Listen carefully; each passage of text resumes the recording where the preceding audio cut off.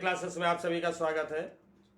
मैं आरपी अवस्थी आप सभी विद्यार्थियों को नमस्कार करता हूं। तो हम पढ़ रहे थे भारतीय संविधान और भारतीय संविधान में पढ़ रहे थे प्रमुख अनुच्छेद।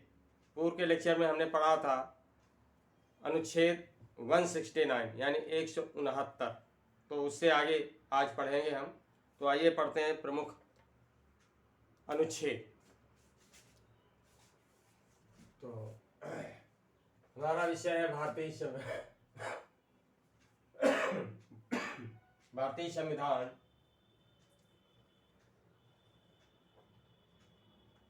भारतीय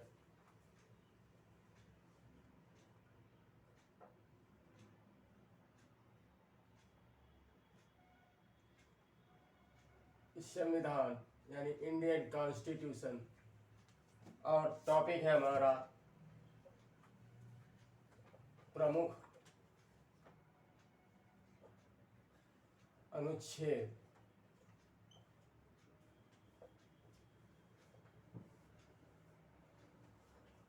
इंपॉर्टेंट आर्टिकल्स। आज हम पढ़ेंगे पूर्व लेक्चर के आगे तो अनुच्छेद 200 यानी अनुच्छेद 200।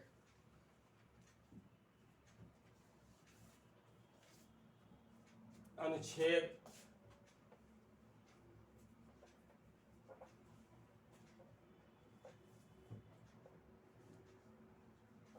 200। अनुच्छेद 200। तो देखते हैं कि अनुच्छेद 200 में क्या बताया गया है। राज्यों की विधायिका द्वारा पारित विधेयक राज्यपाल के समक्ष प्रस्तुत किया जाएगा। यानी जो भी राज्यों की विधायिका विधेयक पारित करेगी उसे राज्यपाल के समक्ष प्रस्तुत किया जाएगा। राज्यों की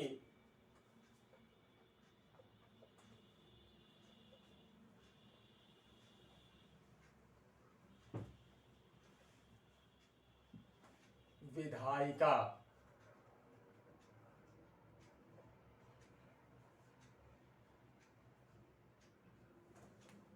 विधायिका का मतलब विधानसभा के जो जितने भी सदस्य हैं, ठीक है, यानी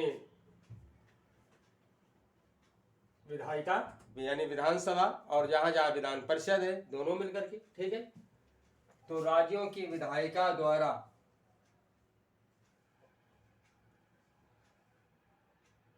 पारित विधेयक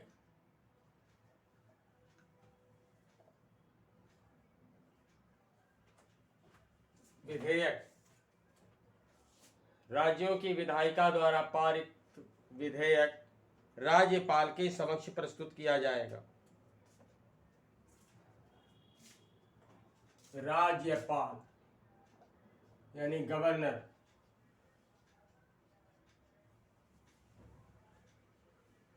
राज्यपाल के समक्ष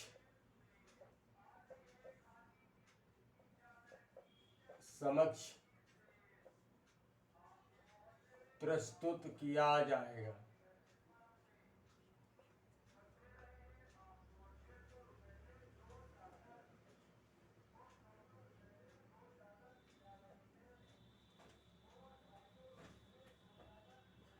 ठीक।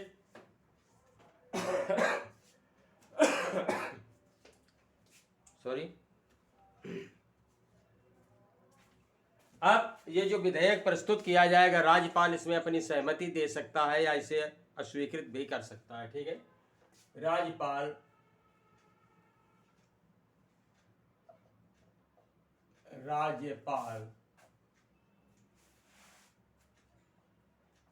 इसे अपनी स्वीकृति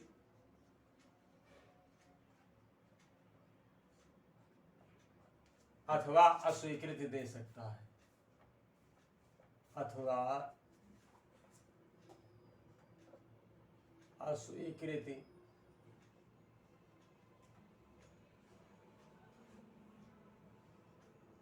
दे सकता है।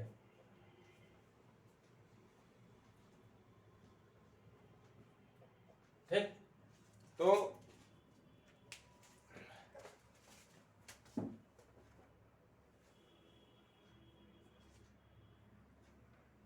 ये हो गया अनुच्छेद 200, यानी राज्यों के द्वारा जो विधायिका पारित की जाएगी वो राज्यपाल के समक्ष प्रस्तुत की जाएगी। आगे देखते हैं अनुच्छेद 213। अनुच्छेद 213 क्या है?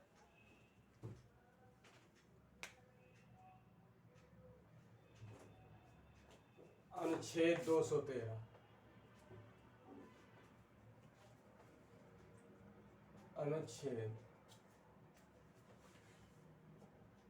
213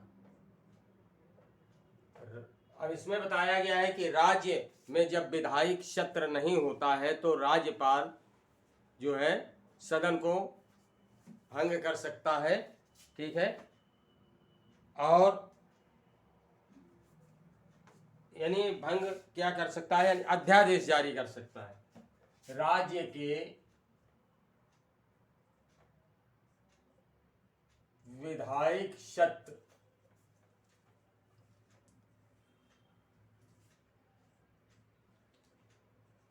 विधायिक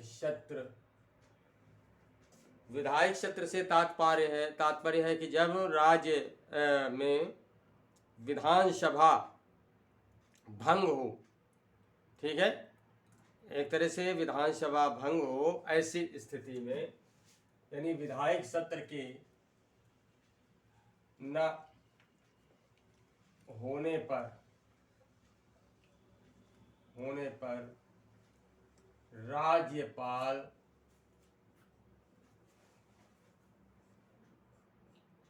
अध्यादेश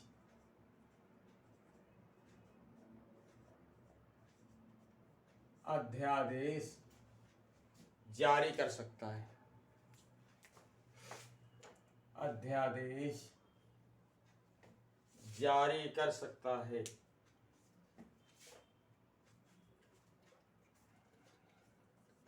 जारी कर सकता है। ओके,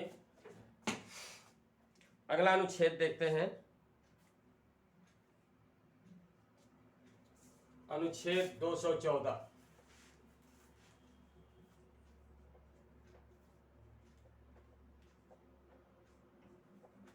अनुच्छेद 214 यानी 214।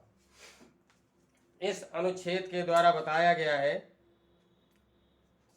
कि सभी राज्यों के लिए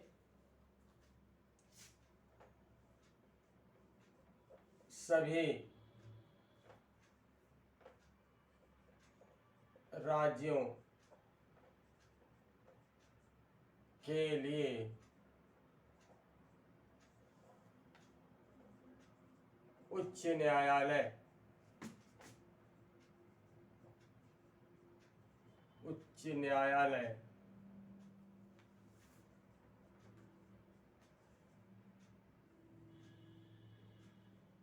की व्यवस्था होगी। यानी जितने भी राज्य हैं, प्रत्येक राज्य के लिए हाई कोर्ट की व्यवस्था की जाएगी। यानी राज्य जो है अपने राज्य के नागरिकों की सुविधा के लिए एक हाई कोर्ट की व्यवस्था करेगा। ये प्रावधान किया गया है अनुच्छेद 214 में। अगला अनुच्छेद देखते हैं, अनुच्छेद 226। अनुच्छेद 224। अनुच्छेद 226 226 अनुच्छेद 226 तो मूल अधिकारों के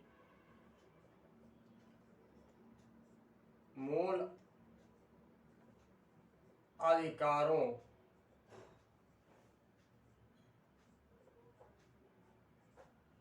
के प्रवर्तन के लिए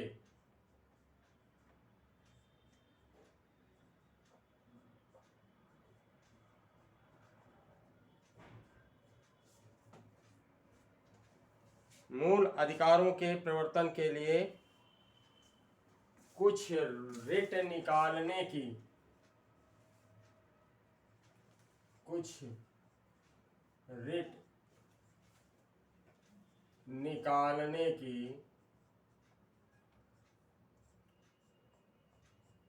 निकालने की उच्च न्यायालय की शक्ति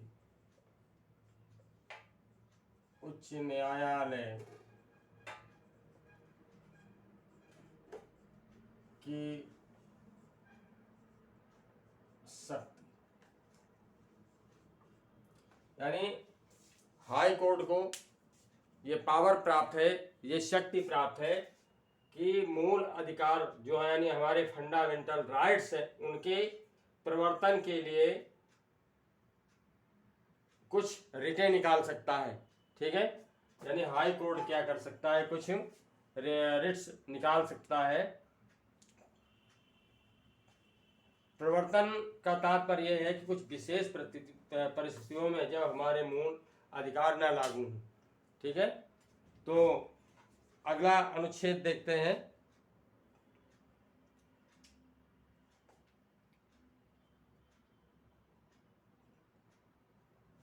अनुच्छेद 233 अनुच्छेद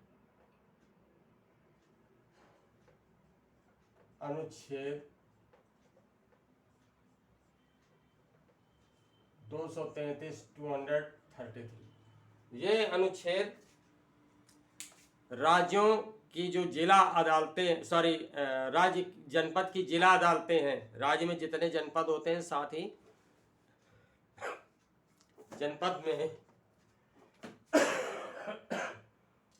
में जितनी जिला अदालतें होती हैं उनमें न्यायाधीशों की नियुक्ति के संबंध में है। तो जिला एवं सत्र न्यायालय में न्यायाधीशों की नियुक्ति राज्यपाल और हाई कोर्ट यानी उच्च न्यायालय के परामर्श के आधार पर की जाएगी। ठीक है, तो राज्यों में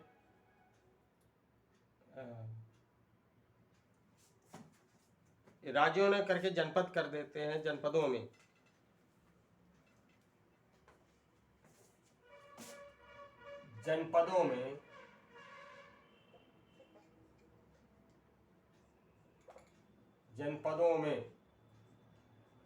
जिला न्यायाधीशों की नियुक्ति जिला न्यायाधीशों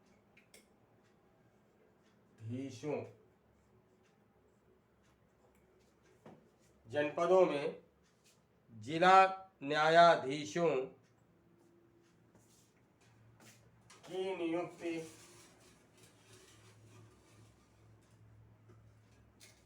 नियुक्ति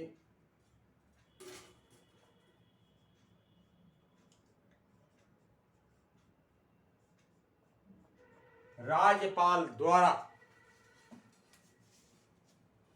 जिला न्यायाधीशों की नियुक्ति राज्यपाल द्वारा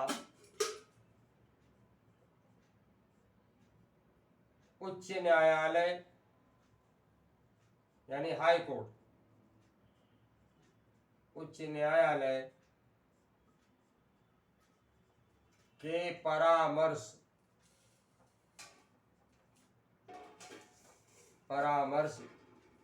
पर की जाएगी।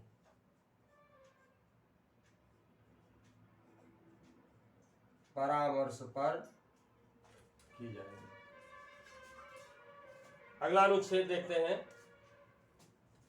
अनुच्छेद 235 अनुच्छेद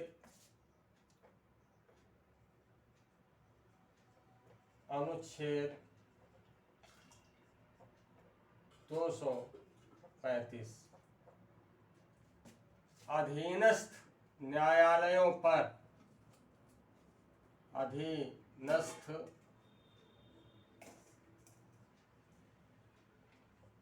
न्यायालयों पर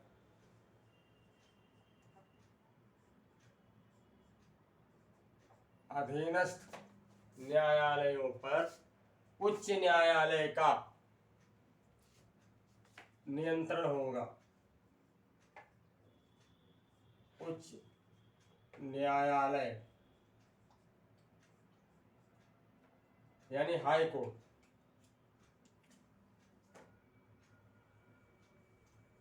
उच्च न्यायालय का नियंत्रण होगा।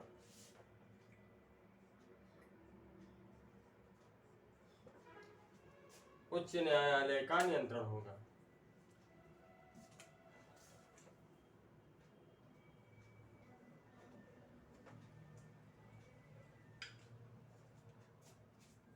समझ आ गई वो बात कि उच्च न्यायालय के अधीन जितनी भी जिला अदालतें हैं सभी में जो है हाई कोर्ट का नियंत्रण होगा, कंट्रोलिंग होगी।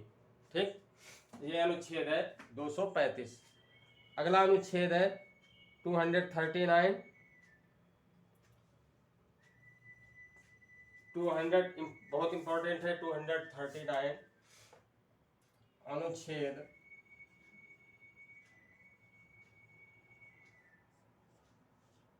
239 यानी 239।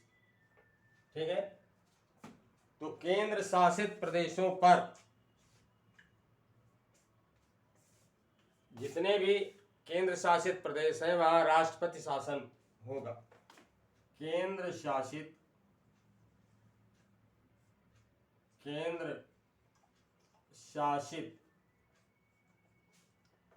प्रदेशों पर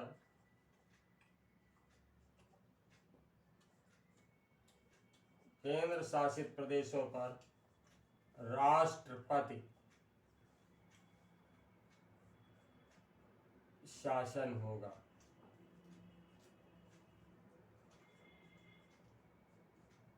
यानी जितने भी केंद्र शासित प्रदेश हैं वहां पर राष्ट्रपति शासन होगा।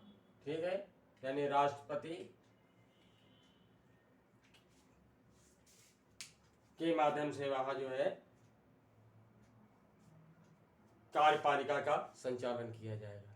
ठीक है, तो समझ में आ गया होगा, नोट कर लीजिए इन्हें। अब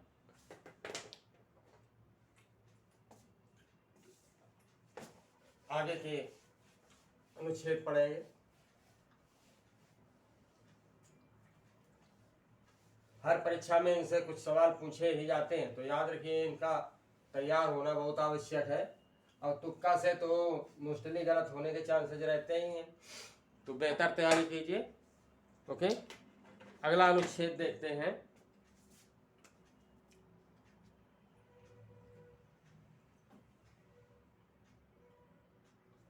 अनुच्छेद 266।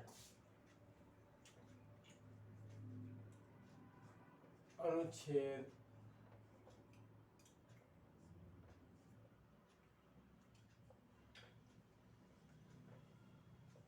266 266। ये अनुच्छेद जो है भारत की संचित निधि यानी कंसोलिडेटेड फंड, तो देखते हैं इसमें क्या प्रावधान किया गया है कि भारत की संचित निधि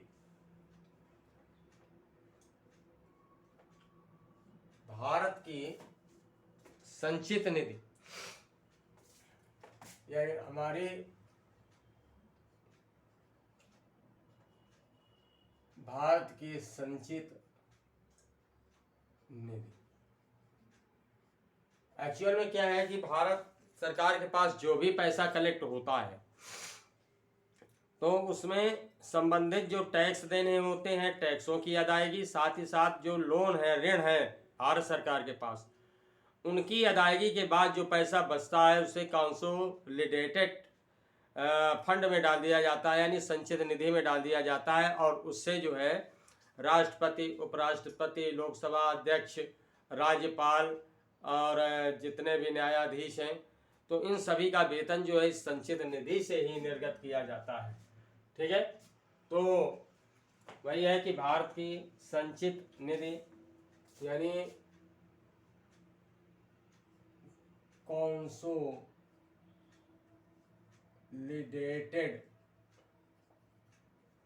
फंड, ठीक है, भारत की संचित निधि जिसमें सभी प्रकार की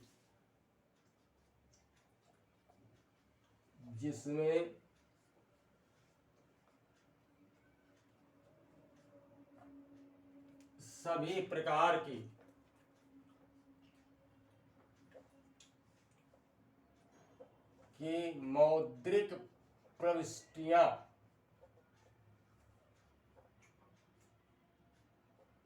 मौद्रिक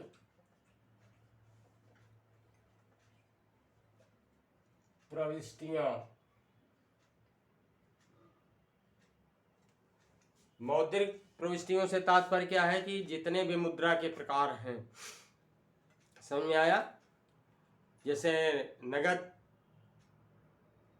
रूप में, सोने के रूप में, चांदी के रूप में, बॉन्ड के रूप में, शेयर के रूप में, तो जितने भी इस प्रकार से मौद्रिक प्रविष्टियां होंगी, समझ में आया, मौद्रिक प्रविष्टियां होंगी, वो क्या रहेंगी, संचित निधि में एकत्र रहेंगी,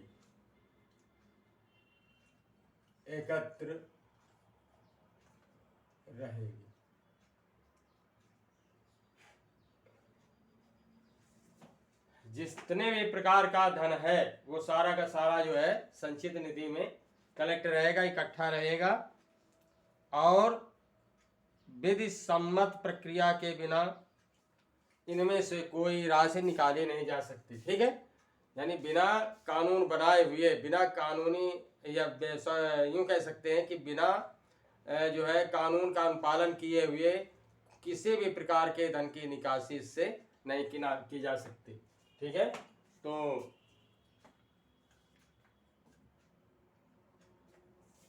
विधि सम्मत प्रक्रिया के बिना, विधि सम्मत प्रक्रिया के बिना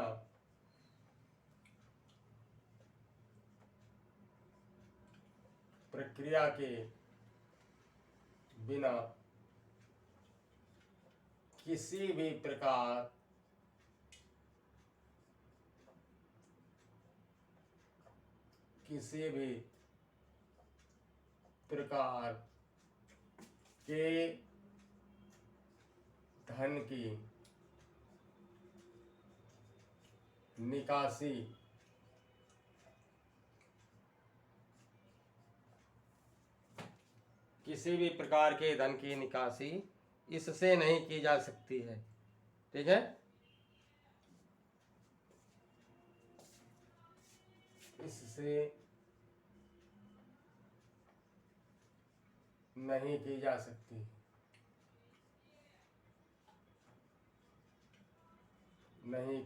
सकती,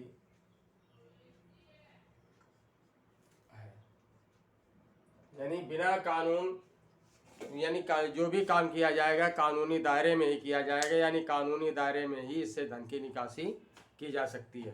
ठीक है, इससे जैसे जो पंचायती राज है ना, पंचायती राज व्यवस्था, तो ग्राम प्रधानों वगैरह के लिए, यानी ग्रामों के विकास के लिए भी जो पैसा खर्च किया जाता है वो संचित निधि से ही खर्च किया जाता है। तो अगला अनुच्छेद देखते हैं, अनुच्छेद 267, इंपॉर्टेंट है ये भी। अनुच्छेद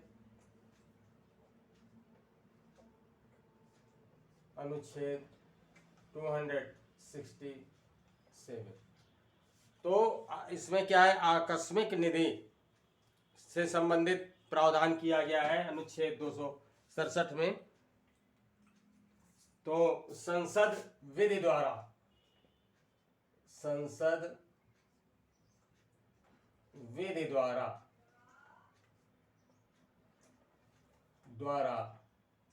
आकस्मिक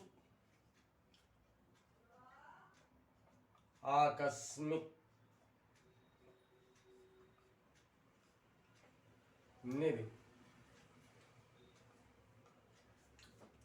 आकस्मिक से तात्पर्य क्या है कि जैसे कोई अकस्मात, जैसे बाढ़ है, सूखा है, ठीक है, अकाल है, इस तरह की आपदाएं आ जाए तो उसके लिए आकस्मिक निधि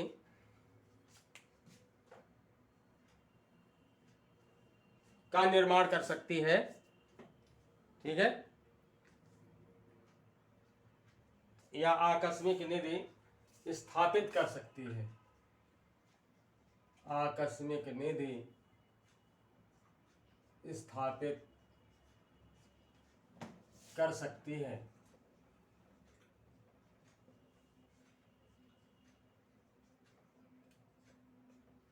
आकस्मिक निधि स्थापित कर सकती है जिसमें अकस्मात उत्पन्न परिस्थितियों के लिए, जिसमें अकस्मात यानी अचानक, जिसमें अकस्मात उत्पन्न परिस्थितियों के लिए धन की व्यवस्था की जाएगी, ठीक है। अकस्मात उत्पन्न परिस्थितियों के लिए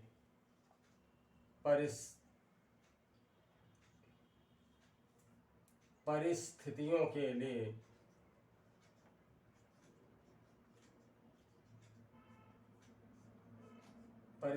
के लिए धन की व्यवस्था होगी। समझा गया? यानी जो अचानक कोई आपदा आ जाती है, आप जैसे देखते हैं कि कहीं ट्रेन दुर्घटना हो जाती है, वायुयान दुर्घटना हो जाती है, या गर्मी के दिनों में किसानों के खेतों में आग लग जाती है, गाँव में आग लग जाती है, बाढ़ आ जाती है, सूखा पड़ जाता है, अकाल है, महामारी है, ठीक है। तो ऐसी स्थितियों के लिए जो है आकस्मिक निधि से धन निर्गत किया जाएगा। आकस्मिक निधि जो है संसद कानून बना करके बना सकती है, ठीक है, कानून के द्वारा। अब आते हैं अगला अनुच्छेद,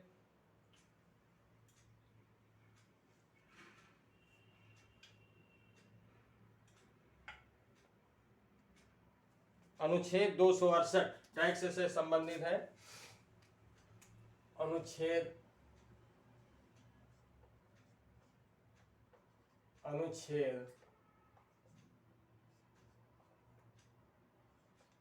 268।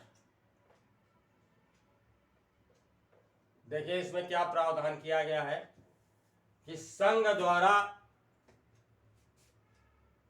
उद्ग्रहित किए गए माने वसूले गए, इकट्ठा किए गए, संघ द्वारा उद्ग्रहित किए गए,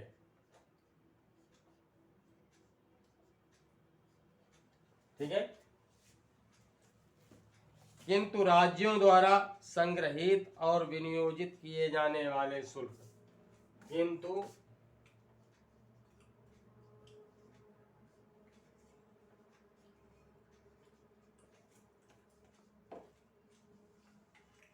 राज्यों द्वारा संग्रहित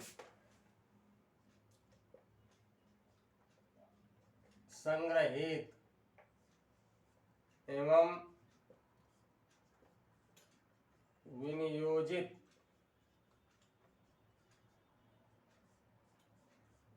किए गए शुल्क,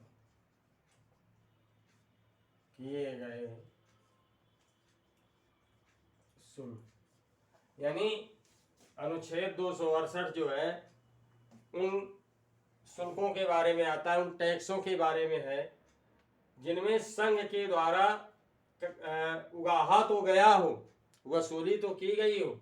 संघ का तात्पर्य समस्त राज्य और केंद्र शासित प्रदेश। तो टैक्सों की वसूली जो है केंद्र की सरकार के द्वारा की गई हो, लेकिन उनको जो है इकट्ठा किया गया हो राज्यों के द्वारा और विनियोजन किया गया हो उनका, कि विनियोजन से तात्पर्य है कि किस मद में कहाँ पर ये पैसा जो है भेजा जाए, खर्च किया जाए। ठीक है, तो इससे संबंधित है अनुच्छेद 268। अब आते हैं अनुच्छेद 275। अनुच्छेद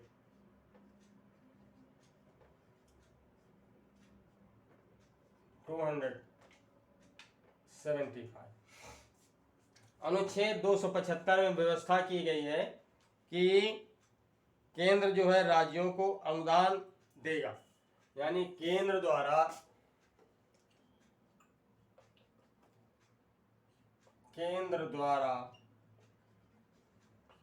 राज्यों को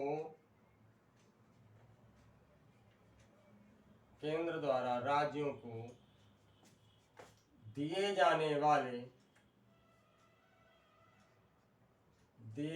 वाले अनुदानों का प्रावधान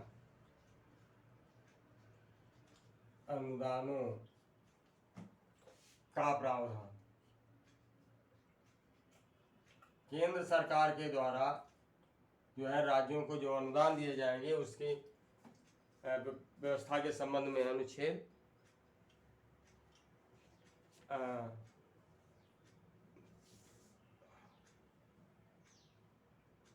ठीक है, समझ आ गया कि केंद्र सरकार द्वारा राज्यों को जो अनुदान दिए जाएंगे उनकी व्यवस्था। ठीक है, और अनुच्छेद 280, अगला अनुच्छेद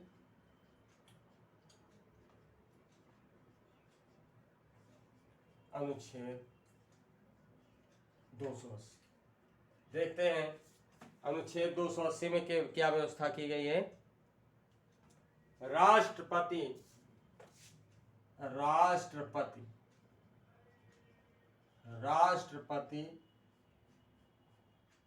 हर पांचवें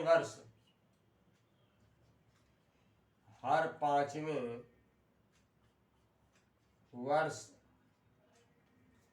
वित्त आयोग यानी फाइनेंशियल कमीशन, वित्त आयोग की स्थापना करेगा,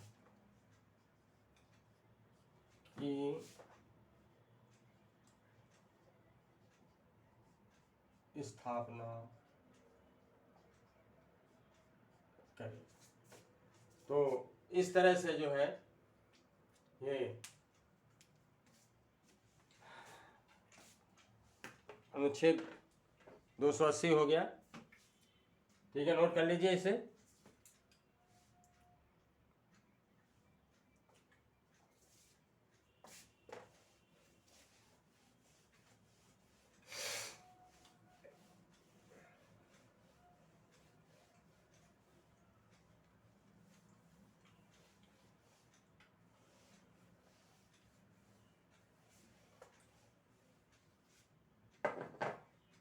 अब आगे आते हैं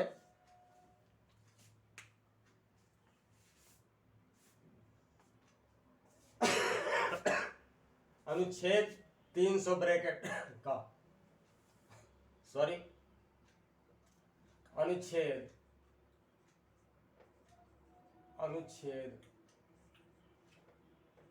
300 ब्रैकेट का मैंने पूर्व में भी इसके संबंध में बताया था कि वैसे तो हमारे देश में मूल अधिकारों की संख्या 7 थी, लेकिन आगे चल करके संविधान संशोधन के द्वारा इस संपत्ति के अधिकार को, यानी जो 7वां अधिकार था, इसे कानूनी दायरे में बांध करके अनुच्छेद 300 ब्रैकेट का के अंतर्गत कर दिया गया। तो ये संपत्ति से संबंधित है और ये पहले मूल अधिकारों में था, 7वां मूल अधिकार था। तो राज्य किसी भी व्यक्ति को उसकी संपत्ति से वंचित नहीं करेगा। राज्य किसी भी व्यक्ति को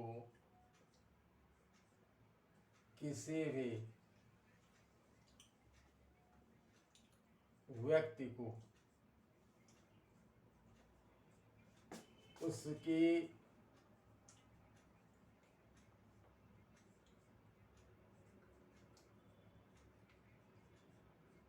संपत्ति से वंचित नहीं करेगा। यानी किसी भी व्यक्ति की जो संपत्ति है उससे हटाया नहीं जा सकता, किसी भी व्यक्ति को संपत्ति से वंचित नहीं करेगा। ठीक है। और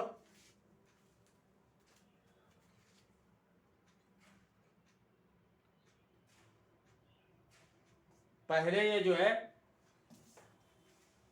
मूल अधिकारों में समाहित था, लेकिन 44वें संविधान संशोधन 1978 के द्वारा जो है अनुच्छेद 300 ब्रैकेट का में इसे कर दिया गया। तो क्या है इसे कि अब संपत्ति से वंचित तो नहीं किया जाएगा, लेकिन इसे कानूनी, पहले क्या था जब मूल अधिकारों में शामिल था कि कोई भी व्यक्ति कितनी भी संपत्ति अर्जित कर सकता है। वर्तमान में क्या है कि इसे कानूनी दायरे में बांध दिया गया है कि जैसे मान लीजिए किसी व्यक्ति की सैलून है, अब वो सैलून बहुत ज़्यादा ख्याति प्राप्त है। कानपुर में एक हेयर ड्रेसर है हबीब, तो वो हेयर कटिंग का जो है 1000 रुपये लेते हैं। तो अब इस तरह से उनका जो है 10,000 रुपये पर डे की आमदनी हो जाती है। तो जब 10,000 रुपये पर डे की आमदनी हो जाती है तो टैक्स के दायरे में आ जाती हैं। इस यानी संविधान संशोधन के पहले यानी 1978 के पहले ये कानून के दायरे में नहीं थे। तो इस तरह से कानूनी दायरा कर दिया गया, यानी 44वें संविधान संशोधन 1978 के द्वारा इसे जो है कानूनी सीमा में बांध दिया गया। ठीक। अब आता है अगला अनुच्छेद 312। अनुच्छेद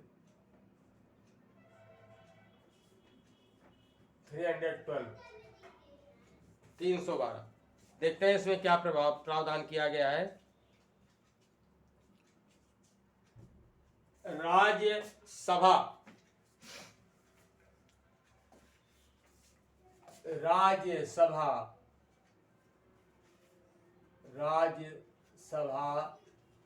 विशेष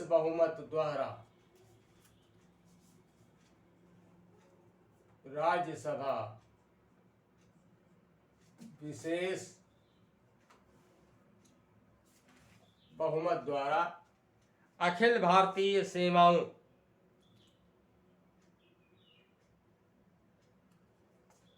नई अखिल भारतीय सेवाओं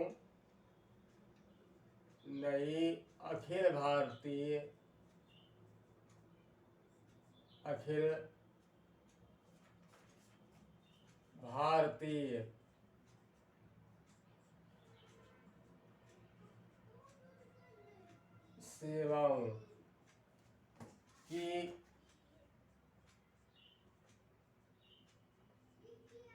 अनुशंसा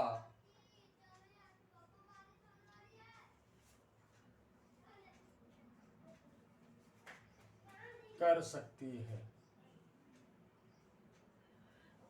ठीक है। तो इसमें क्या है कि राज्यसभा जो हमारी विधायिका का प्रमुख सदन है, ठीक है, तो वो जो है नई अखिल भारतीय सेवाओं के लिए, यानी अखिल भारतीय सेवाओं का मतलब पूरे भारत में सेवाओं के लिए कुछ ऐसी नई व्यवस्था कर सकती है। ठीक है, उसके लिए जो है वो अपनी सहमति दे सकती है या ये बात कह सकती है कि ऐसी व्यवस्था की जाए। अनुशंसा का तात्पर्य यही है कि ऐसी व्यवस्था की जाए। ठीक है, तो उम्मीद करता हूँ कि ये समझ में आ गया होगा अच्छे से। आज इतने ही हम पढ़ेंगे, शेष अनुच्छेद नेक्स्ट लेक्चर में पढ़ेंगे। तो भाई नए छात्रों से पुनः अनुरोध कि मेरे चैनल अवस्थी क्लासेस को सब्सक्राइब करें और सारे वीडियोज पाने के लिए मेरे जितने भी अब तक वीडियोज पड़े हुए हैं, हिंदी के, संस्कृत के या अंग्रेजी के भी ट्रांसलेशन के वीडियोज पड़े हुए हैं, तो सारे वीडियोज प्राप्त करने के लिए बेल का जो ऑल आइकन है उसको प्रेस करें। नेक्स्ट लेक्चर में मेरी आपसे फिर मुलाकात होगी, तब तक के लिए नमस्कार।